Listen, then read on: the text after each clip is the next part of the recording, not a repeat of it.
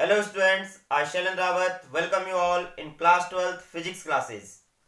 बच्चों हम पढ़ रहे यूनिट फर्स्ट इलेक्ट्रोस्टैटिक्स और आज हम पढ़ेंगे बहुत ही important topic electric dipole. Electric dipole क्या होता है, उसके साथ क्या क्या एसोसिएटेड टर्म्स होते हैं, like dipole length, right, electric dipole movement, ideal dipole और पॉइंट डाइपोल, डाइपोल के कारण क्या इलेक्ट्रिक फील्ड बनता है जिसको हम बोल रहे हैं यहाँ पे डाइपोल फील्ड, और उसकी क्या फिजिकल सिग्निफिकेशन है। इन सारे पॉइंट्स को आज हम कवर करेंगे, राइट। तो सबसे पहले हम पढ़ते हैं इलेक्ट्रिक डाइपोल को कि व्हाट इज इलेक्ट्रिक डाइपोल। तो हम देख सकते हैं a pair of two equal and opposite charges separated by a small distance is called an electric dipole, right. कि एक ऐसा अरेंजमेंट जिसमें two equal and opposite charge एक स्मॉल डिस्टेंस से सेपरेट होते हैं, उस अरेंजमेंट को ही हम बोलते हैं इलेक्ट्रिक डाइपोल। क्लियर है। जैसे हम देख सकते हैं कि सपोज हम मान लेते हैं हमारे पास टू चार्जेज हैं, माइनस क्यू, और इतना ही यहाँ पे एक हमारे पास दूसरा चार्ज है प्लस क्यू। दोनों चार्जेस का मैग्नीट्यूड सेम है, राइट, केवल एक नेगेटिव है और एक कैसा है, पॉजिटिव, और दोनों चार्जेस एक स्मॉल डिस्टेंस से सेपरेट हो रखे हैं, राइट। तो जो ये सिस्टम आपको दिखाई दे रहा है कि two equal and opposite charge एक स्मॉल डिस्टेंस से सेपरेट हो रखे हैं, राइट। तो इस सिस्टम को ही हम क्या बोलते हैं, electric dipole, right. This arrangement is called electric dipole. Clear है।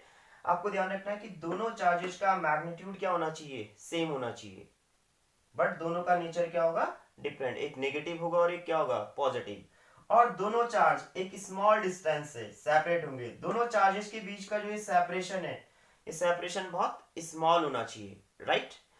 एंड दोनों चार्जेस के बीच के सेपरेशन को हम बोलते हैं dipole length. The length between minus Q and plus Q charge is called dipole length. कि दोनों चार्जेस के बीच की जो डिस्टेंस है, इस डिस्टेंस को हम क्या कहेंगे, डाइपोल लेंथ, राइट। और minus Q and plus Q को जो लाइन ज्वाइन कर रही है, इसका जो मिड पॉइंट होगा that is called centre of dipole. इसको हम बोलेंगे centre of dipole, right. And all the distances are measure from centre of dipole. कि हम सारी डिस्टेंसेस डाइपोल के सेंटर से ही क्या करेंगे, मेजर करेंगे, राइट। क्लियर है। साथ में आपको ध्यान भी रखना है कि डाइपोल का जो ये सेंटर है, ओ से मैं इसको डिनोट कर रहा हूं, ये इस डाइपोल लेंथ को टू इक्वल पार्ट्स में डिवाइड करती है, राइट। तो सपोज मान लेते हैं यहाँ की लेंथ को हम लेते हैं एल, तो इस साइड की लेंथ भी क्या हो जाएगी, एल। तो इसलिए आपको ध्यान रखना है कि दोनों चार्जेस के बीच की जो टोटल लेंथ होती है, इसको हम कंसीडर कर सकते हैं 2l। आपको बुक्स में ये 2a भी मिल सकता है, राइट। हम 2a या 2l से डाइपोल के बीच की लेंथ को रिप्रेजेंट करते हैं, या मींस जो डाइपोल लेंथ होगा जस्ट किसके इक्वल होगा, 2l के इक्वल हो सकता है, और मैं इसको क्या लिख सकता हूं, 2a। आपको ध्यान रखना है कि 2l या 2a में यहाँ पे क्या ले रहा हूं, दोनों चार्जेस के बीच का सेपरेशन। बट मैं कह रहा था कि दोनों चार्जेस के बीच का सेपरेशन क्या होना चाहिए, बहुत स्मॉल होना चाहिए। और हम देख सकते हैं कि हमने यहाँ पे क्या लिया है, 2l लिया है, ना कि l लिया है, राइट, या 2a लिया है, ना कि a लिया है। तो यहाँ पे डाइपोल लेंथ को 2l या 2a लेने के पीछे हमारा एक लॉजिक है, बहुत सिंपल सा लॉजिक है। क्योंकि सारी डिस्टेंस हमको कहां से मेजर करनी है, सेंटर से, राइट। और अगर हम दोनों चार्जेस के बीच का जो डिस्टेंस लेंगे उसको l लेंगे, क्लियर है। तो सेंटर वाला जो o है, मींस जो पार्ट है, ये l को l/2 टू हाफ्स में क्या करेगा, डिवाइड करेगा। तो फर्दर जो हम न्यूमेरिकल्स करेंगे उनमें हमें l/2 लेके क्वेश्चंस करने में प्रॉब्लम आएगी, राइट। इसलिए हमने दोनों चार्जेस के बीच की डिस्टेंस को क्या लिया है, 2l लिया है या 2a लिया है, बिकॉज इजिली ये वाला पार्ट l हो जाएगा, ये वाला पार्ट भी क्या हो जाएगा, l हो जाएगा। और जो इससे रिलेटेड आगे जो डेरिवेशंस होंगे उन्हें करने में हमें कन्वीनियंस होगा, राइट। वो हमारे लिए कॉम्प्लिकेटेड नहीं बनेंगे, राइट। तो इसलिए ध्यान रखना है कि साइन कन्वेंशन के अकॉर्डिंग हमने क्या लिया है, दोनों चार्जेस के बीच की डिस्टेंस को 2l लिया है, राइट। क्लियर है। Although 2l is very very small, इसको क्या होना चाहिए, बहुत स्मॉल होना चाहिए, राइट।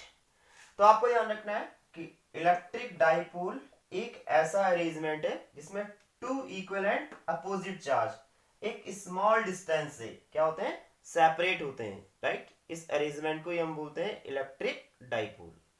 इलेक्ट्रिक डाइपोल के लिए ध्यान रखना है कि दोनों चार्ज का मैग्नीट्यूड सेम होना चाहिए। मींस अगर माइनस क्यू, सपोज मान लेते हैं -2 माइक्रोकूलम है, तो यहाँ क्या होना चाहिए दूसरा +2 माइक्रोकूलम। ऐसा नहीं होना चाहिए कि ये क्या हो जाए +3 माइक्रोकूलम, तो तब ये इलेक्ट्रिक डाइपोल नहीं होगा, राइट। ध्यान रखना है कि दोनों चार्जेस का मैग्नीट्यूड क्या हो, सेम हो, राइट। सेकेंड थिंग आपको अपने माइंड में रखना है कि डाइपोल का जो नेट चार्ज है, आपसे 1 मार्क्स में पूछ सकते हैं कि net charge on electric dipole, तो इस इलेक्ट्रिक डाइपोल का जो नेट चार्ज होगा वो कितना होगा, राइट। तो आपको दिख रहा है कि -q एंड सेकेंड क्या है +q।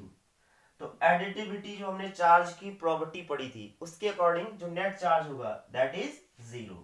तो बहुत ही इंपॉर्टेंट है, ध्यान रखना है कि net charge on electric dipole is 0, right. Electric charge का नेट चार्ज क्या होगा, सॉरी इलेक्ट्रिक डाइपोल का नेट चार्ज क्या होगा, 0 होगा, राइट। नाउ यहाँ पे इलेक्ट्रिक डाइपोल का नेट चार्ज 0 है, बट उसके बाद भी ये एक इलेक्ट्रिक फील्ड क्रिएट करता है। इसके कारण क्या बनता है, इलेक्ट्रिक फील्ड बनता है, जिसको हम बोलते हैं डाइपोल फील्ड, राइट। तो इसको हम आगे पढ़ेंगे कि डाइपोल के कारण कितना इलेक्ट्रिक फील्ड बनेगा और कहाँ पे बनेगा, राइट, और क्यों बनेगा। क्लियर है, तो इस पॉइंट को हम आगे देखेंगे अभी। तो फिलहाल आपको ध्यान रखना है इलेक्ट्रिक डाइपोल के बारे में कि डाइपोल एक ऐसा अरेंजमेंट है जिसमें 2 इक्वल एंड अपोजिट चार्ज एक दूसरे से स्मॉल डिस्टेंस पे सेपरेट होते हैं, राइट। उस अरेंजमेंट को ही हम बोलते हैं इलेक्ट्रिक डाइपोल। क्लियर है। इलेक्ट्रिक डाइपोल की स्ट्रेंथ को रिप्रेजेंट करने के लिए हम एक फिजिकल क्वांटिटी को इंट्रोड्यूस करते हैं, और वो फिजिकल क्वांटिटी है इलेक्ट्रिक डाइपोल मोमेंट। इसको हम P से डिनोट करते हैं, and it is defined as the product of the magnitude of either charge of the electric dipole and the dipole length. आपको देखो यहाँ पे दिख रहा है एक इलेक्ट्रिक डाइपोल है जिसमें 2 इक्वल एंड अपोजिट चार्ज हैं जो एक स्मॉल डिस्टेंस से सेपरेट हो रखे हैं, राइट। कि इलेक्ट्रिक डाइपोल हमने पढ़ा था एक अरेंजमेंट है जिसमें 2 इक्वल एंड अपोजिट चार्ज एक स्मॉल डिस्टेंस से सेपरेट होते हैं, तो वही इलेक्ट्रिक डाइपोल आपको यहाँ पे दिखाई दे रहा है। तो इस इलेक्ट्रिक डाइपोल का जो डाइपोल मोमेंट होगा वो होगा P से हम उसको डिनोट कर रहे हैं P, राइट। और क्या होगा, दोनों चार्जेस में से हम किसी भी एक चार्ज को ले लेंगे, उसका मैग्नीट्यूड ले लेंगे क्योंकि दोनों का मैग्नीट्यूड क्या है, सेम है, इनटू दोनों चार्जेस के बीच का सेपरेशन कितना दिख रहा है आपको, 2L। इसको हम बोलते हैं डाइपोल लेंथ। तो क्या जाएगा Q इंटू 2L। तो this is the definition of electric dipole movement. बहुत ही इंपॉर्टेंट है। देखो क्या क्या क्या डेफिनेशन थी, product of the magnitude of either charge of the electric dipole and dipole length, कि दोनों चार्जेस में से किसी भी एक चार्ज का मैग्नीट्यूड और उसके साथ मल्टीप्लाई कर देंगे किसका, डाइपोल लेंथ। डाइपोल लेंथ क्या है यहाँ पे 2L, राइट। तो this is electric dipole movement, बहुत ही इंपॉर्टेंट है, राइट। और इसका हम यूज कर रहे हैं इलेक्ट्रिक डाइपोल की स्ट्रेंथ को रिप्रेजेंट करने के लिए। नाउ इट्स SI यूनिट, जो इसकी SI यूनिट होती है, राइट। आपको ध्यान रखना है, ये भी पूछा जाता है एग्जाम में, बहुत ही इंपॉर्टेंट है। तो देखो चार्ज की SI यूनिट होती है कूलाम, और 2L का यहाँ पे डिस्टेंस, तो डिस्टेंस की यूनिट होती है मीटर। तो SI unit of dipole movement is coulomb metre, right. आपको ध्यान रखना है, बहुत ही इंपॉर्टेंट है कि SI unit of dipole movement is coulomb metre, right. And it is a vector quantity, बहुत ही इंपॉर्टेंट है, ध्यान रखना है कि एक वेक्टर क्वांटिटी है। डाइपोल मूवमेंट एक वेक्टर क्वांटिटी है, राइट। और जब डाइपोल मूवमेंट एक वेक्टर क्वांटिटी होगी तो इसकी एक डायरेक्शन भी होगी। तो आपको ध्यान रखना है कि डाइपोल मूवमेंट हमेशा -q charge to +q charge, -q charge से +q चार्ज की डायरेक्शन में क्या होगा, ये डायरेक्टेड होगा, राइट। किसी भी इलेक्ट्रिक डाइपोल का जो डाइपोल मूवमेंट होगा हमेशा वो -q charge to +q charge इस डायरेक्शन में डायरेक्टेड होगा, राइट। आपको यहाँ पे ध्यान रखना है कि केमिस्ट्री में जो इलेक्ट्रिक डाइपोल मूवमेंट होता है उसकी डायरेक्शन हमेशा +q charge to -q charge ली जाती है, बट फिजिक्स में डाइपोल मूवमेंट की डायरेक्शन ली जाएगी -q charge to plus Q charge. तो आप कंफ्यूज नहीं होंगे, तो ध्यान रखना है कि डाइपोल मोमेंट एक वेक्टर क्वांटिटी है and it is always directed from minus Q to plus Q charge, right. बहुत इंपॉर्टेंट है, आपको ध्यान रखना है कि डाइपोल मूवमेंट की डायरेक्शन हमेशा होगी minus Q charge to plus Q charge, right. तो ये बहुत ही इंपॉर्टेंट टर्म है, ये electric dipole movement. Electric dipoles are common in nature. Electric dipole के हमारे डेली लाइफ में बहुत सारे एग्जांपल्स है। एक एग्जांपल में यहाँ पे आप देख सकते हैं H2O, वाटर का एक मॉलिक्यूल है और ये भी क्या कर रहा है, एक इलेक्ट्रिक डाइपोल को रिप्रेजेंट करता है। आप देख सकते हैं कि वाटर के मॉलिक्यूल का एक स्ट्रक्चर बनाता हूं OH, राइट। आपको दिख रहा है कि this is the structure of water molecule, right. Hydrogen पे स्लाइटली पॉजिटिव चार्ज आ जाता है और ऑक्सीजन पे स्लाइटली नेगेटिव चार्ज आता है, राइट। आपने ये पढ़ा है कि क्यों आता है इस पे positive charge and negative charge, right. Now आप देख सकते हैं कि एक डाइपोल ये बन गया कि two equal and opposite charge separated by a distance हमेशा क्या करते हैं, डाइपोल को फॉर्म करते हैं। तो एक डाइपोल आपको दिख रहा है इधर, राइट, कि दिस इज अ डाइपोल, और एक डाइपोल हमें ये भी नजर आ रहा है। तो वाटर के मॉलिक्यूल्स में आपको देखो ये टू डाइपोल्स नजर आ रहे हैं, राइट। और डाइपोल का क्या होता है, डाइपोल मूवमेंट, राइट, क्लियर है। तो डाइपोल मूवमेंट होता है हमेशा negative charge to positive charge. तो यहाँ पे एक डाइपोल मूवमेंट आ जाएगा, देखो ये P1 negative charge to positive, एक इधर आ जाएगा ये P2 negative charge to positive, और इस P1 एंड P2 का जो रिजल्टेंट आएगा यहां से। तो वाटर के मॉलिक्यूल्स का आप देख सकते हैं कि एक नेट डाइपोल मूवमेंट होगा, क्लियर है, आपको दिखाई दे रहा है इस डायग्राम में। तो इसलिए मैं बोल सकता हूं कि वाटर कैसे बिहेव कर रहा है, as a electric dipole, clear है। सिमिलरली आप देख सकते हैं NaCl भी एक इलेक्ट्रिक डाइपोल को रिप्रेजेंट कर रहा है कि Na सिंगल बॉन्ड Cl है ना। तो Na पे स्लाइटली पॉजिटिव चार्ज आता है और Cl पे नेगेटिव चार्ज। तो एक डाइपोल आपका ये फॉर्म हो गया है, two equal and opposite charge separated by a small distance, और इसका एक नेट डाइपोल मूवमेंट होगा P, राइट। तो इस तरीके से आपको दिख रहा है कि ये डाइपोल्स के बहुत सारे कुछ एग्जांपल्स है, जैसे HCl, NH3, CO2, बहुत सारे क्या है यहाँ पे डाइपोल के एग्जांपल्स है, क्लियर है। तो आपको ध्यान रखना है कि जो डाइपोल होता है वो नेचर में कॉमन है, बहुत सारे इलेक्ट्रिक डाइपोल आपको नेचर में दिख जाएंगे। नाउ इट्स सिग्निफिकेंस, कि इसका क्या सिग्निफिकेंस है, क्या रोल है इसका इलेक्ट्रिक डाइपोल का, क्यों हम पढ़ रहे हैं, राइट। तो इंपॉर्टेंट है, आपने पढ़ा है कि जितना कोई भी जो मैटर है, मैटर किससे मिलके बना हुआ है, मॉलिक्यूल से, right. And molecules two types के होते हैं, polar molecules and non polar molecules, right. कि there are two types of molecules, दो तरीके से हमने उन्हें कैटेगराइज किया है, polar molecules and non polar molecules. जितना भी जो भी मैटर है, जो भी सब्सटेंसेस है, वो मॉलिक्यूल्स या एटम से मिलकर बने हैं, और ये दो तरीके के हैं, polar and non polar, right. तो इलेक्ट्रिक डाइपोल मूवमेंट के बेसिस पे हम polar molecules and non polar molecules को डिफाइन कर सकते हैं, राइट। कि आपको वैसे पता होगा कि ऐसा मॉलिक्यूल्स जिसमें पॉजिटिव चार्जेस का centre of mass and negative charges का सेंटर ऑफ मास कोइंसाइड नहीं करता, उनको हम बोलते हैं पोलर मॉलिक्यूल्स, राइट। या उसको हम बोल सकते हैं कि ऐसा मॉलिक्यूल्स जिसका एक परमानेंट डाइपोल मूवमेंट होता है, उसको बोला जाता है पोलर मॉलिक्यूल्स। जैसा आपको दिख रहा है कि H2O या NaCl, राइट, ये क्या होंगे, पोलर मॉलिक्यूल्स। इनका क्या एक परमानेंट डाइपोल मूवमेंट है, वाटर के मॉलिक्यूल्स का भी एक परमानेंट डाइपोल मूवमेंट है और NaCl का भी एक परमानेंट डाइपोल मूवमेंट है। तो ऐसा मॉलिक्यूल्स जिसका ये क्या होता है, डाइपोल मूवमेंट होता है, that is called polar molecules. और ऐसे मॉलिक्यूल्स जिनका कोई भी डाइपोल मूवमेंट नहीं होता, जिनका एक परमानेंट डाइपोल मूवमेंट नहीं होगा, उनको हम बोलते हैं non polar molecules, right, clear है। आपको ध्यान रखना है कि इलेक्ट्रिक डाइपोल मूवमेंट या इलेक्ट्रिक डाइपोल का यूज कर सकते हैं हम polar and non polar molecules को डिफाइन करने में, कि ऐसा मॉलिक्यूल्स जिसका एक परमानेंट डाइपोल मूवमेंट होता है, उन मॉलिक्यूल्स को बोला जाता है पोलर मॉलिक्यूल्स। जैसे वाटर आप दिख रहा है, वाटर का मॉलिक्यूल्स, NaCl दिख रहा है, HCl दिख रहा है, इनका क्या होता है, एक परमानेंट डाइपोल मूवमेंट होता है, इसलिए हम इनको बोलते हैं पोलर मॉलिक्यूल्स।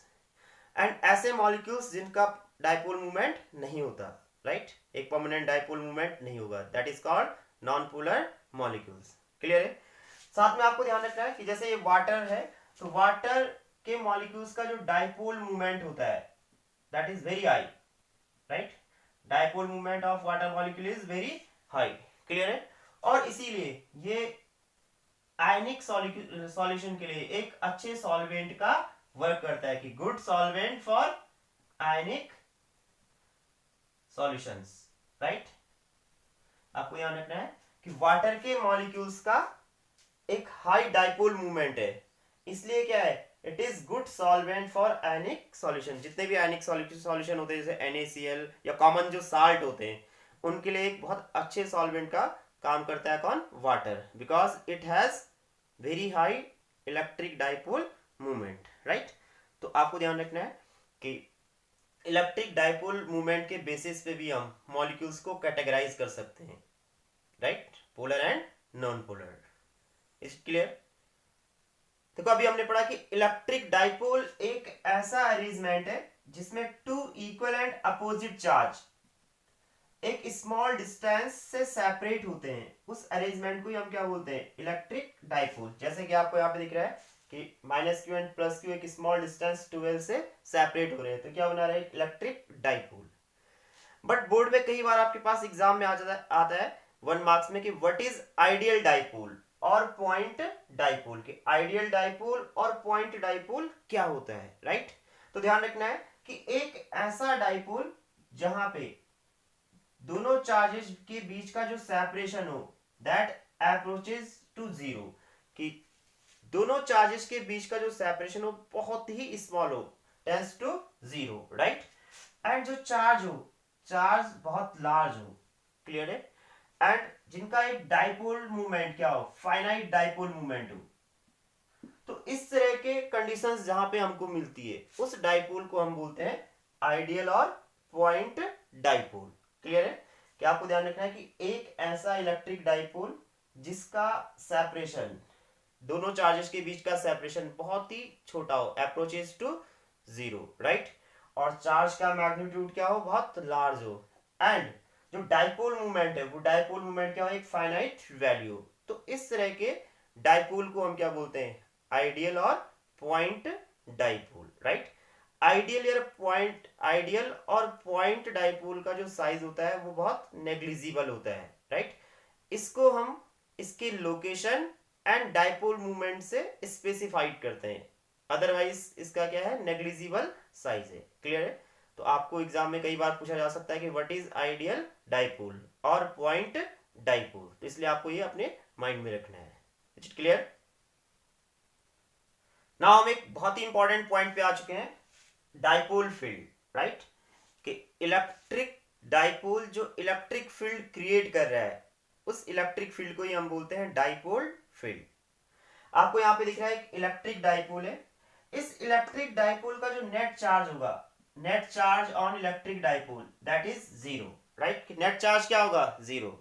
बट इस डाइपोल के कारण जो इलेक्ट्रिक फील्ड होगा वो जीरो नहीं होगा, राइट, कि ये डाइपोल का नेट चार्ज जीरो होने के बाद भी ये एक इलेक्ट्रिक फील्ड क्रिएट करता है।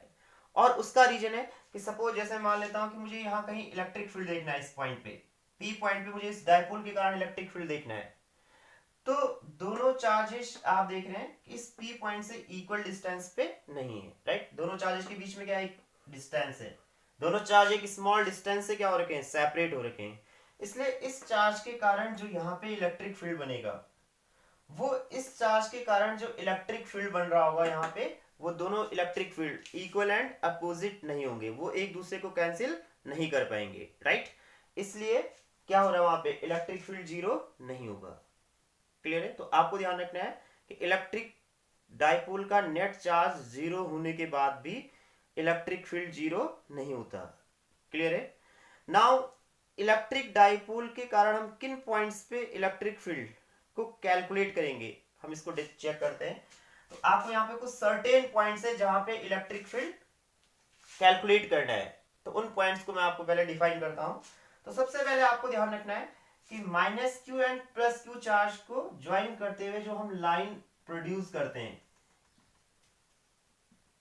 राइट, आपको एक लाइन दिख रही है कि जो minus Q and plus Q को ज्वाइन कर रही है, इस लाइन को हम बोलते हैं axial line, right, axial line. Clear आपको दिख रहा है कि minus Q and plus Q charges को जो लाइन ज्वाइन कर रही है उसको प्रोड्यूस करते हमने एक लाइन ड्रॉ करी है, तो इस लाइन को बोला जाता है axial line, right.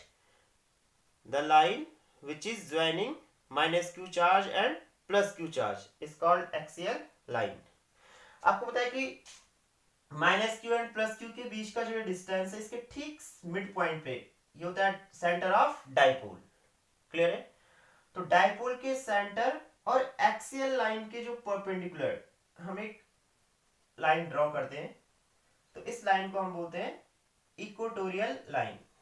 This is equatorial line, एक ऐसी लाइन जो डाइपोल के सेंटर से पास हो रही है, राइट। आपको दिख रहा है कि डाइपोल के सेंटर से पास हो रही है और एक्सियल लाइन के परपेंडिकुलर है, तो उस लाइन को आप बोलेंगे इक्वेटोरियल लाइन। क्लियर है? टू लाइन से आपको नजर आ रही है, एक एक्सियल लाइन और दूसरी इक्वेटोरियल लाइन। इक्वेटोरियल लाइन तो कौन सी है? जो minus Q and plus Q को ज्वाइन कर रही है। एंड इक्वेटोरियल लाइन कौन सी है? जो डाइपोल के सेंटर से पास होगी और एक्सियल लाइन की क्या रहेगी? Perpendicular, right. उसको हम बोलेंगे equatorial line. Is it clear? तो आपको ध्यान रखना है कि इस डाइपोल के कारण एक तो हमें एक्सियल लाइन पे कहीं भी हम यहां क्या कर सकते हैं, इलेक्ट्रिक फील्ड को कैलकुलेट कर सकते हैं। इसको हम बोलते हैं एंड ऑन पोजीशन, एक नाम से भी हम जानते हैं एंड ऑन पोजीशन, राइट। कि एक्सियल लाइन पे कोई भी जो पॉइंट होता है उसको बोला जाता है एंड ऑन पोजीशन। एंड दूसरा जो हमारा डेरिवेशन होगा, इक्वेटोरियल लाइन पे किसी भी पॉइंट पे इलेक्ट्रिक फील्ड को कैलकुलेट करना, तो इसको हम एक अनदर नेम से जानते हैं broadside on position, right. कई बार एग्जाम में आ सकता है कि डाइपोल की ब्रॉड साइड ऑन पोजीशन पे क्या निकालो, इलेक्ट्रिक फील्ड कैलकुलेट करो, या एंड ऑन पोजीशन पे इलेक्ट्रिक फील्ड कैलकुलेट करो। तो एक्सियल लाइन पे हम समझ सकते हैं एंड ऑन पोजीशन, और इक्वेटोरियल लाइन को आप समझ सकते हैं broadside on position, right. तो टू डेरिवेशंस ये हो गए कि एक्सियल लाइन पे हम पॉइंट इधर भी ले सकते हैं, इधर भी ले सकते हैं। तो कहीं भी आपको क्या करना है, एक्सियल लाइन पे इलेक्ट्रिक फील्ड को कैलकुलेट करना है। सेकेंड डेरिवेशन है कि इक्वेटोरियल लाइन पे आप पॉइंट ऊपर ले सकते हैं या नीचे ले सकते हैं। इक्वेटोरियल लाइन पे भी क्या करना है, इलेक्ट्रिक फील्ड को कैलकुलेट करना है। और थर्ड डेरिवेशन यहाँ पे किस डाइपोल के कारण किसी भी जनरल पॉइंट पे, जो तो ना एक्सियल पॉइंट पे हो ना वो इक्वेटोरियल पे हो, किसी एक जनरल पॉइंट, जैसे यहाँ पे मैंने लिया है, तो इस जनरल पॉइंट पे हमें क्या करना है, इलेक्ट्रिक फील्ड को कैलकुलेट करना है, राइट। क्लियर है? तो इलेक्ट्रिक डाइपोल के कारण हमें जो डाइपोल फील्ड है, मींस जो इलेक्ट्रिक फील्ड है, वो थ्री प्लेसेस पे कैलकुलेट करना है। एक तो एक्सियल लाइन पे, एक इक्वेटोरियल लाइन पे, और एक जनरल पॉइंट पे, राइट। तो नाउ हम कैलकुलेट करेंगे electric field on axial. Now आप एक इंपॉर्टेंट डेरिवेशन करने जा रहे हैं, electric field intensity at a point on the axial line of an electric dipole. कि आपको इलेक्ट्रिक डाइपोल के एक्सियल लाइन पे इलेक्ट्रिक फील्ड इंटेंसिटी को कैलकुलेट करना है, राइट। देखते हैं कि we have an electric dipole having two equal and opposite charges. आपको दिख रहा है कि डाइपोल है जिसमें two equal and opposite charge हैं, जो कि एक स्मॉल डिस्टेंस 2l से सेपरेट है। ओ इस डाइपोल का सेंटर है, आपको क्लियरली दिखाई दे रहा है, right. And minus Q and plus Q को जो लाइन ज्वाइन करती है, इस लाइन को हम बोलते हैं एक्सियल लाइन, राइट। तो हमें इस एक्सियल लाइन पे एक पर्टिकुलर पॉइंट पे इलेक्ट्रिक फील्ड इंटेंसिटी को कैलकुलेट करना है। तो लेट मान लेते हैं कि हमारे पास एक पी पॉइंट है एक्सियल लाइन पे, जो कि डाइपोल के सेंटर से आर डिस्टेंस पे, और इस पी पॉइंट पे आपको इस इलेक्ट्रिक डाइपोल के कारण इलेक्ट्रिक फील्ड इंटेंसिटी को कैलकुलेट करना है। तो पी पॉइंट पे इस डाइपोल के कारण क्यों इलेक्ट्रिक फील्ड बनेगा, राइट। फर्स्ट क्वेश्चन तो ये। तो बहुत सिंपल है कि आपको पता है कि जहां पे भी इलेक्ट्रिक चार्जेस होते हैं, इलेक्ट्रिक चार्जेस के कारण हमेशा क्या क्रिएट होता है, इलेक्ट्रिक फील्ड। तो डाइपोल में 2 पॉइंट चार्जेस हैं, तो इन दोनों पॉइंट चार्जेस के कारण पी पॉइंट पे इलेक्ट्रिक फील्ड क्रिएट होगा, राइट। तो इसलिए पी पॉइंट पे क्या बन रहा है, इलेक्ट्रिक फील्ड बन रहा है। क्लियर है कि डायपोल के कारण क्यों इलेक्ट्रिक फील्ड बन रहा है कि dipole consist to electric point charges, और पॉइंट चार्जेस के कारण हमेशा क्या होता है, इलेक्ट्रिक फील्ड क्रिएट होता है, right. Now in point charges के कारण हम पी पे कैसे इलेक्ट्रिक फील्ड निकालेंगे। तो आपको बहुत सिंपल सा फॉर्मूला पता है कि अगर हमारे पास एक पॉइंट चार्ज है Q, तो इससे r डिस्टेंस पे किसी पॉइंट पे जो इलेक्ट्रिक फील्ड होगा उसका जो मैग्नीट्यूड होगा that is 1/4 pi epsilon naught Q over r square. किसी भी पॉइंट चार्ज के कारण उससे r डिस्टेंस पे अगर हमें इलेक्ट्रिक फील्ड निकालना है तो उसके लिए हम कौन सा फॉर्मूला यूज करेंगे, E = 1/4 pi epsilon naught Q by r square. 1/4 pi epsilon not आप जानते हैं कांस्टेंट है जिसकी वैल्यू होती है 9 × 10⁻9। Q वो चार्ज है जिसके कारण हम इलेक्ट्रिक फील्ड कैलकुलेट कर रहे हैं, और R क्या है, चार्ज से उस पॉइंट की डिस्टेंस। क्लियर है। तो अगर हमें -Q के कारण P पे इलेक्ट्रिक फील्ड कैलकुलेट करना है तो हमें सिर्फ दो ही चीजें पता होनी चाहिए, एक तो उसका मैग्नीट्यूड कितना है और -Q से यहां तक की डिस्टेंस। तो अगर हमें -Q से P पॉइंट की डिस्टेंस मिल गई तो हम इजीली -Q चार्ज के कारण P पे इलेक्ट्रिक फील्ड कैलकुलेट कर सकते हैं, राइट।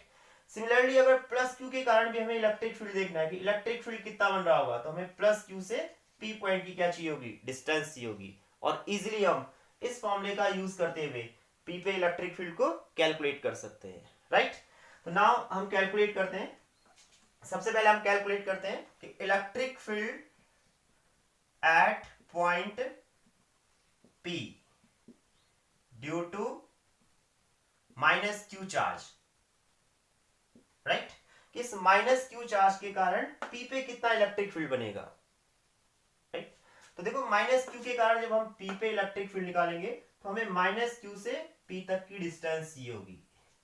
तो हमें क्लियरली दिखाई दे रहा है डायग्राम में कि यहां से लेके यहां तक की डिस्टेंस, पूरी जो डिस्टेंस है, सॉरी ये जो पूरी डिस्टेंस है वो किसके इक्वल है, 2L। जबकि P पॉइंट की डिस्टेंस कहां से हम चेक कर रहे हैं, सेंटर से, तो सेंटर से यहां तक की डिस्टेंस कितनी है, R, और यहां से यहां तक की डिस्टेंस क्या हो गई, L। तो -Q से P की जो डिस्टेंस होगी that is R + L।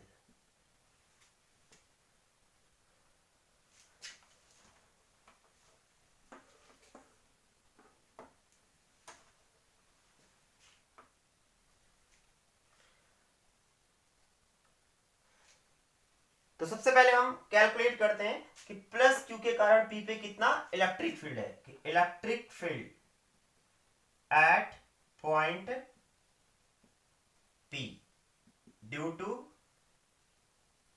+Q charge, right, कि +Q चार्ज के कारण P पे कितना इलेक्ट्रिक फील्ड बन रहा है। तो +Q चार्ज के कारण P पे इलेक्ट्रिक फील्ड कैलकुलेट करने के लिए हमें +Q से P तक की डिस्टेंस ये होगी, ये आपको डिस्टेंस मालूम होनी चाहिए। तो आपको डायग्राम से क्लियरली दिख रहा है कि ये पूरी डिस्टेंस कितनी है, R, और यहां से यहां तक की डिस्टेंस कितनी है, L। तो इसलिए ये वाली डिस्टेंस हो जाएगी R - L। तो +Q चार्ज से P पे जो इलेक्ट्रिक फील्ड की डिस्टेंस, सॉरी +Q चार्ज के कारण P पे जो इलेक्ट्रिक फील्ड बन रहा होगा उसकी डिस्टेंस होगी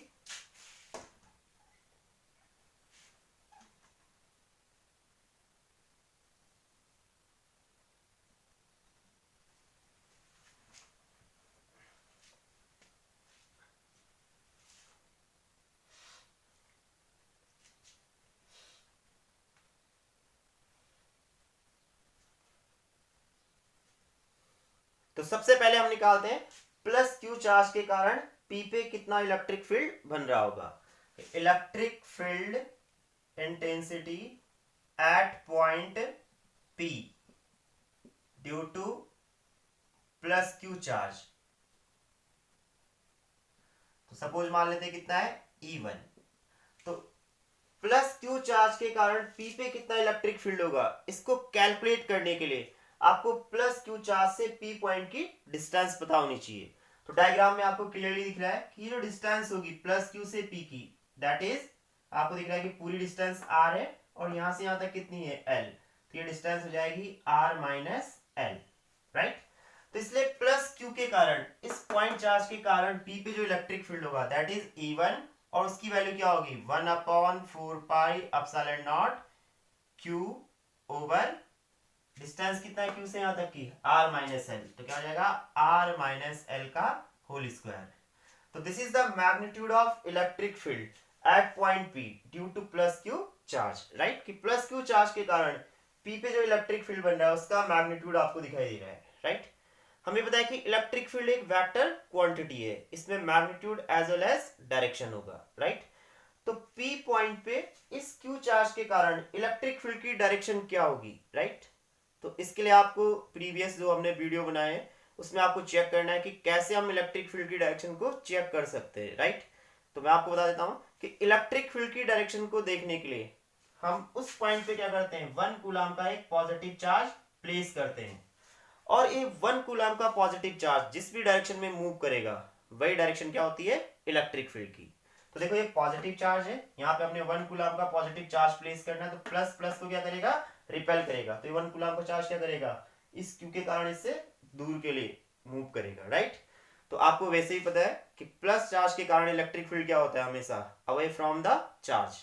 तो इसलिए इस प्लस क्यू चार्ज के कारण, राइट, कि प्लस क्यू चार्ज के कारण यहाँ पे जो इलेक्ट्रिक फील्ड बनेगा उसकी डायरेक्शन होगी अवे फ्रॉम द चार्ज, इस प्लस क्यू चार्ज के कारण इससे दूर की तरफ, राइट। तो this is E1, right, E1 की डायरेक्शन है। तो हम यहाँ पे डायरेक्शन भी लिख देते हैं कि होगा away from plus Q charge, या आप इसको लिख सकते हैं और करके, देखो कौन सी डायरेक्शन में, बी से पी या ओ से कहां के लिए, पी की, अलोंग ओपी, राइट। सेंटर से हम देख रहे हैं तो अलोंग ओपी के डायरेक्शन में, क्लियर है। तो प्लस क्यू के कारण पी पे कितना इलेक्ट्रिक फील्ड है वो हमने, उसका मैग्नीट्यूड आपने चेक कर लिया और साथ में डायरेक्शन भी, राइट। सिमिलरली अब हम माइनस क्यू चार्ज के कारण भी पी पे इलेक्ट्रिक फील्ड निकालेंगे। तो माइनस क्यू चार्ज के कारण पी पे जब हम इलेक्ट्रिक फील्ड कैलकुलेट करेंगे तो उसके लिए हमें माइनस क्यू से प्लस क्यू, इस पॉइंट पी की क्या चाहिए होगी, डिस्टेंस, राइट। तो माइनस क्यू चार्ज के कारण पॉइंट पी की जो डिस्टेंस होगी, आप देख रहे हैं ये r है और यहां से यहां तक क्या है, l, तो ये डिस्टेंस आ जाएगी r प्लस l। तो माइनस क्यू चार्ज से पॉइंट पी की जो डिस्टेंस होगी that is r plus l। तो therefore electric field at point p due to minus Q charge के कारण जो p पे इलेक्ट्रिक फील्ड होगा दैट इज E2 और किसके इक्वल होगा, 1/4 पाई एप्सिलॉन नॉट q। आपको ध्यान रखना है कि माइनस q है तो यहाँ पे केवल मैग्नीट्यूड लेना उसका, राइट, बिकॉज इलेक्ट्रिक फील्ड कैसी क्वांटिटी है, वेक्टर, राइट। माइनस, हमें माइनस q नहीं लेना, ओनली उसका क्या लेना है, मैग्नीट्यूड। तो क्या आएगा, q ओवर इस q से यहाँ तक की डिस्टेंस कितनी है, r प्लस l, तो r प्लस l का होल स्क्वायर। तो this is the magnitude of electric field at point p due to minus q charge. और साथ में देखो इसकी डायरेक्शन भी होगी, तो माइनस क्यू चार्ज के कारण जो इलेक्ट्रिक फील्ड की डायरेक्शन होती है हमेशा होती है टुवर्ड्स द चार्ज। तो इस क्यू के कारण पी पे जो इलेक्ट्रिक फील्ड की डायरेक्शन होगी that is towards the charge, right. या आप वही लॉजिक आपको लगाना है कि 1 कूलम का पॉजिटिव चार्ज प्लेस करेंगे तो माइनस क्यू क्या करेगा, उस प्लस को अपनी साइड अट्रैक्ट करेगा। तो 1 कूलम का पॉजिटिव चार्ज जिस भी डायरेक्शन में मूव करेगा वो क्या होगा, इलेक्ट्रिक फील्ड की डायरेक्शन, राइट। तो यहाँ पे ध्यान रखना है कि P पे इस माइनस क्यू के कारण जो इलेक्ट्रिक फील्ड की डायरेक्शन होगी दैट इज E2 और कहां के लिए होगा, towards minus Q charge, right. या हम लिख सकते हैं कि अलोंग P टू O, क्या हो जाएगा, along PO, right, along PO, right. तो हमने दोनों पॉइंट चार्जेस के कारण देखो पॉइंट P पे इलेक्ट्रिक फील्ड कैलकुलेट कर लिए हैं, राइट।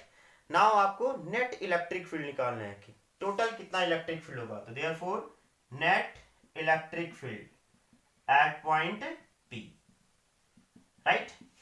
तो देखो पॉइंट P पे नेट इलेक्ट्रिक फील्ड कैलकुलेट करने के लिए हमें सुपरपोजिशन प्रिंसिपल का यूज करना पड़ेगा, क्योंकि आपको पता है कि इलेक्ट्रिक फील्ड एक वेक्टर क्वांटिटी है, राइट। और वेक्टर क्वांटिटी को हम सिंपल मैथ्स की तरह ऐड नहीं कर सकते हैं। वेक्टर क्वांटिटी को ऐड करने के क्या होते हैं, कुछ स्पेशल मेथड होते हैं, राइट। तो यहाँ पे हम देख रहे हैं कि यहाँ पे हमारे पास 2 इलेक्ट्रिक फील्ड्स है, E1 and E2 and both are in opposite direction. तो आपको पता है कि when 2 vectors are in opposite direction their resultant is equals to their difference, कि जो उनका रिजल्टेंट आएगा वो उनके डिफरेंस के इक्वल होगा। बड़े वाले वेक्टर में हमें छोटे वाले वेक्टर को सबट्रैक्ट करना पड़ेगा। तो इसलिए जो नेट इलेक्ट्रिक फील्ड होगा पॉइंट पी पे दैट इज ई, और वो किसके इक्वल होगा, जो भी बड़ा वेक्टर होगा उसमें से छोटे को। तो आप देख सकते हैं E1 and E2, E1 and E2 में लार्ज कौन है, तो ये वैल्यू सेम है, Q दोनों का मैग्नीट्यूड सेम है, ओनली जो डिफरेंस आ रहा है R minus L and R plus L में, तो इसका डिनोमिनेटर लार्ज है इसलिए इसका वैल्यू क्या आएगी, स्मॉल आएगी। इसका डिनोमिनेटर स्मॉल है, इसकी वैल्यू क्या आएगी, लार्ज आएगी। मींस E1 लार्ज होगा एंड E2 क्या होगा, स्मॉल होगा। तो नेट इलेक्ट्रिक फील्ड होगा that is E2 minus that is E1 minus E2, कि बड़े वाले वेक्टर में से आप छोटे वाले वेक्टर को सबट्रैक्ट कर देंगे। आपने क्यों सबट्रैक्ट किया है आपको पता है, क्योंकि इलेक्ट्रिक फील्ड क्या है यहाँ पे, वेक्टर क्वांटिटी, और हम इसको सिंपल मैथ्स की तरह सॉल्व नहीं कर सकते। और सबट्रैक्ट ही क्यों किया है, बिकॉज दोनों वेक्टर क्या है एक दूसरे के अपोजिट डायरेक्शन में। तो therefore net electric field at point P E1 minus E2। Now दोनों की वैल्यूज रखते हैं। E1 है आपके पास 1/4 pi epsilon naught Q1 R minus L का whole square minus 1/4 pi epsilon naught Q R plus L का होल स्क्वायर, राइट। हमने E1 एंड E2 दोनों की वैल्यूज यहां पे पुट कर दी। नाउ इसको सॉल्व करते हैं।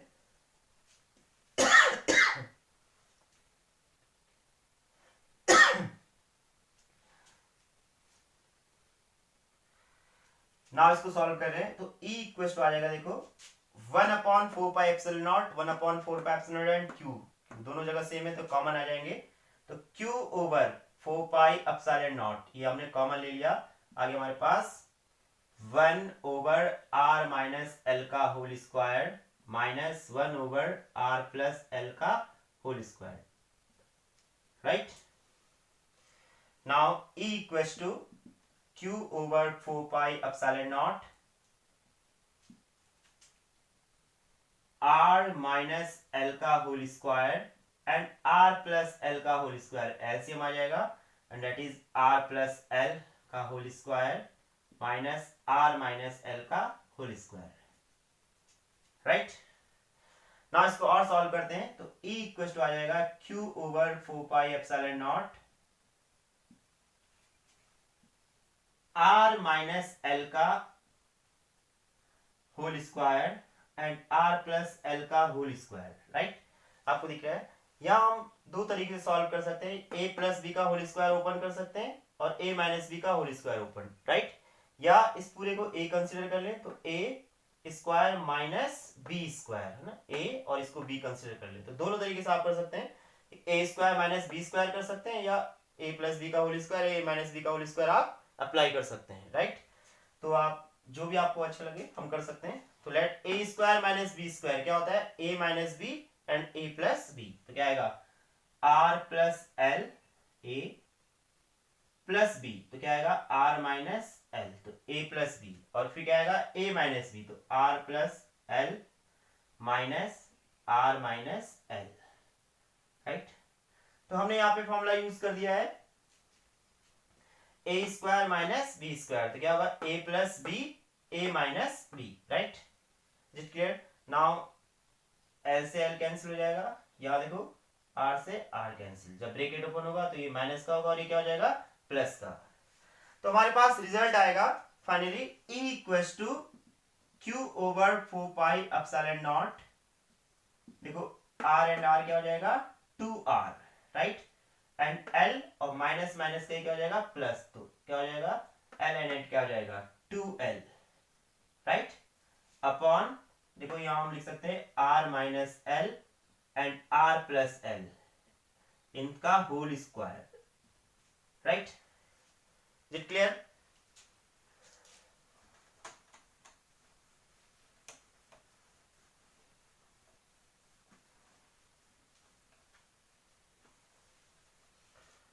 तो now E equals to 1 upon Q over 4, now यहां चेक करते हैं कि E equals to Q over 4 pi epsilon nought, आपको दिख रहा है देखो 2R into 2L, right, over a minus B and a plus B, तो क्या होगा a square minus B square means r square minus L square, और क्या आ जाएगा उसका होल स्क्वायर, राइट। आपने यहाँ पे फॉर्मूला यूज किया है a square minus B square, तो क्या होता है a minus B and a plus B, right. तो इस फॉर्मूले का आपने यूज किया है, क्लियर है। तो a minus B A plus B, A minus B A plus B क्या होगा a square minus B square, right. और ऊपर भी हमने यूज किया था a square minus B square का, राइट। तो ये पूरा सॉल्व करके हमारे पास आ गया q over 4 pi epsilon naught. Now इसको और सॉल्व करते हैं, e equals to 1/4 pi epsilon naught, एक साथ लिख लेते हैं, राइट। q इंटू 12, यहां से 12 हमने एक साथ ले लिया q के साथ, इंटू क्या आ जाएगा देखो 2r over are square minus L square का whole square, is it clear. देखो q इंटू 12 एक साथ ले लिया, इंटू 2r आ गया, बाकी सारी चीजें आपको ये इसलिए किया है कि आपको पता है कि where q into 12 it is p, क्या बोलते हैं हम इसको डाइपोल मूवमेंट, राइट। कि इलेक्ट्रिक डाइपोल का क्या होगा dipole movement, is it clear. तो हम लिख सकते हैं E equals to 1/4 pi epsilon naught, इसकी जगह क्या लिख सकते हैं P, Q इंटू 12 के प्लेस पे क्या लिख सकते हैं P into 2R over are square minus L square का होल स्क्वायर, राइट। तो देखो इलेक्ट्रिक डाइपोल के कारण उसके सेंटर से r डिस्टेंस पे एक्सियल पॉइंट पे जो इलेक्ट्रिक फील्ड होगा वो कितना आ गया 1/4 pi epsilon naught p into 2r over are square minus L square का होल स्क्वायर। ना हम यहाँ पे एक एजम्पशन लेते हैं कि if r is much greater than l, right, कि ये जो पॉइंट p है वो जो डाइपोल के सेंटर से जो उसकी डिस्टेंस है वो डाइपोल के साइज के कंपैरिजन में वो बहुत ज्यादा दूर हो, राइट। कि if r is much greater than l, इसका मतलब है कि point P is far away from centre, right. कि पॉइंट P डायपोल के सेंटर से बहुत ज्यादा दूर हो, राइट। तो उस केस में हम इस L को क्या कर सकते हैं इग्नोर कर सकते हैं यहाँ पे, तो दैट इज हम लिख सकते हैं कि R square minus L square is equivalent to R square, right. कि L बहुत छोटा हो जाएगा और आर स्क्वायर में से जब L स्क्वायर को माइनस करेंगे तो जस्ट आंसर किसके बाद होगा आर स्क्वायर। तो देयरफॉर जो हमारा रिजल्ट होगा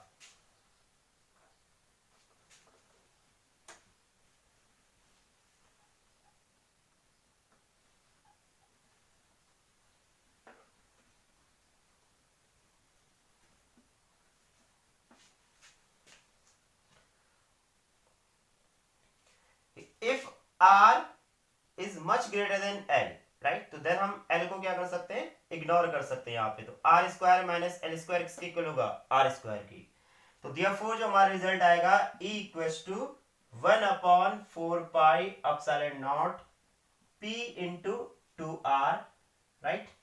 और हम इस L को क्या कर देंगे इग्नोर कर देंगे, तो क्या आ जाएगा आर स्क्वायर का होल स्क्वायर, राइट।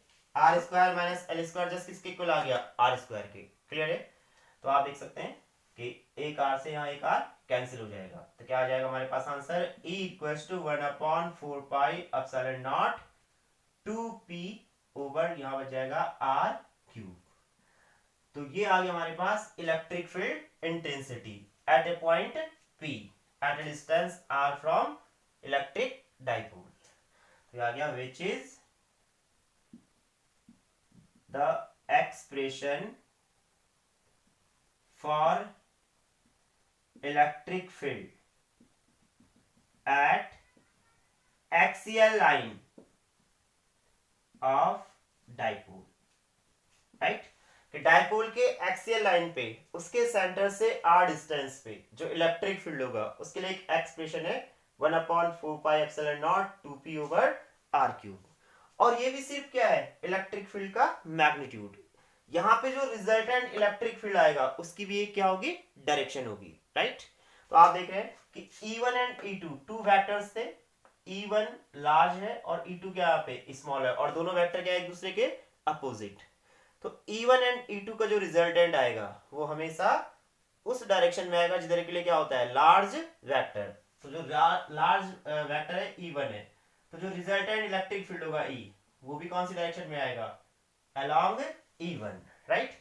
तो अगर मैं यहाँ पे डायरेक्शन लिखूं इसकी तो क्या आ जाएगा, अलोंग, क्या लिख सकता हूं इसे, OP, राइट। तो now this is magnitude of electric field and this is direction, right. कि ये कहाँ के लिए होगा, इस डायपोल के एक्सिस के ही अलोंग। तो बहुत ही इंपॉर्टेंट डेरिवेशन है कि डायपोल के कारण उसके एक्सियल लाइन पे इलेक्ट्रिक फील्ड का मैग्नीट्यूड कितना होगा और क्या उसकी डायरेक्शन होगी। क्लियर है, राइट। आपको यहाँ पे 1 मार्क्स में क्वेश्चन पूछा जाता है कि एक्सियल लाइन पे रिजल्टेंट इलेक्ट्रिक फील्ड और डायपोल मूवमेंट के बीच में कितना एंगल बनता है। तो आपको बताया कि डायपोल मूवमेंट हमेशा होता है -q टू +q, और इसके कारण जो यहाँ पे इलेक्ट्रिक फील्ड बन रहा है रिजल्टेंट इलेक्ट्रिक फील्ड, उसकी डायरेक्शन भी है, आपको दिखाई दे रहा है डायग्राम में, क्लियर है।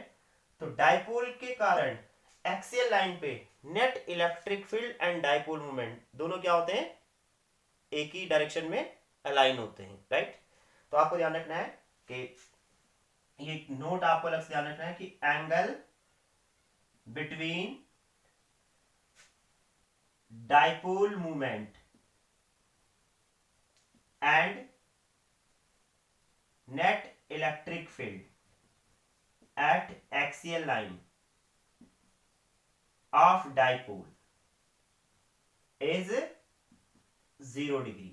बहुत ही इंपॉर्टेंट है, राइट, कि एक्सियल लाइन पे net electric field and dipole movement के बीच का जो एंगल होता है वो 0 डिग्री होता है, राइट। दोनों एक ही डायरेक्शन में क्या होते हैं, अलाइन होते हैं। आगे आपको जरूरत पड़ेगी इसकी, और कभी कभी 1 मार्क्स में भी आपको पूछा जाता है कि angle between dipole movement and net electric field at axial line of dipole is 0, right. तो एक आपको माइंड में ये पॉइंट याद रखना है। Is it clear, right. Now next video में हम पढ़ेंगे electric field on equatorial line and electric field at any general point. तो आज के लिए इतना काफी है, थैंक यू।